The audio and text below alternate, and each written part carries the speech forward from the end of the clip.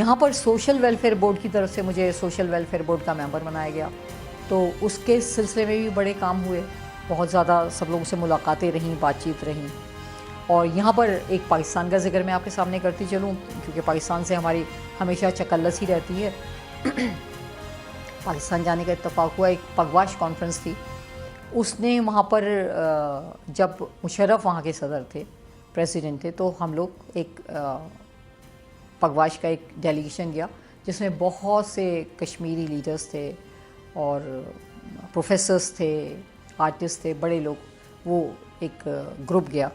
तो मुझे भी जाने का उसमें इत्तेफाक हुआ और प्रेसिडेंट परवेज़ मुशर्रफ से मुलाकात का भी मौका मिला।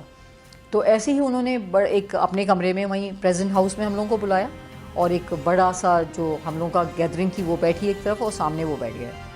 और वो बड़े अच्छे से हमसे मिलते रहे, बातें करते रहे, सबसे पूछते रहे, और फिर जो बड़े बड़े मसले थे उनके लिए बड़ी अच्छी तरह उन्होंने कहा। हमारे यहाँ जब मनमोहन सिंह की सरकार थी, उन्होंने कहा भाई आप लोग यहाँ पर आए हैं, आपका हम स्वागत कर रहे हैं, खैर मकदम कर रहे हैं, आप जाके ये मनमोहन सिंह को कहिए कि ऐसे ही वो आके मेरे साथ बैठें या मैं आ जाऊँ, और फिर आप लोग बैठ के इस जो भी मसला है उस मसले को हल करने की कोशिश करें, क्योंकि टाइम बहुत हो गया है, अब इस मसले को हल हो जाना चाहिए। और क्योंकि हम लोग हिंदुस्तान पाकिस्तान अगर देखा जाए तो सिर्फ एक सरहद बटी है, जो पॉलिटिकल आप कह लीजिए एक लाइन है। जब हम लोग यहाँ से चलते हैं अगर बाई रोड आप जाएं, पंजाब से निकल के लाहौर पहुँचने तक आप पहचान नहीं सकते कि आप हिंदुस्तान में हैं या पाकिस्तान में हैं। वही बोलचाल,